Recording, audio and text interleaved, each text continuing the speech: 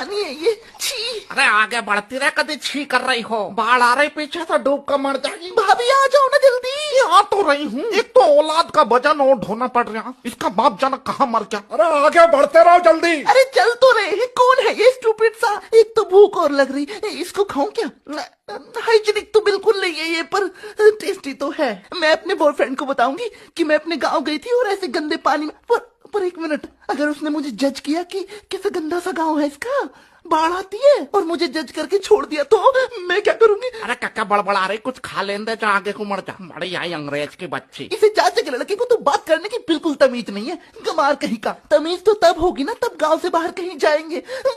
मैं कहाँ भाग गई? मैं नहीं आऊंगी आज के बाद गांव में, स्टूपिड सा गांव। देख रही राकेश की लौंडिया को, 2 महीने से शहर में क्या चली गई, अपने गांव को स्टूपिड बता रही। बीटेक कर रही दिल्ली, यहाँ 12 में 2 बार फेल हुई, बनेगी इंजीनियर। यो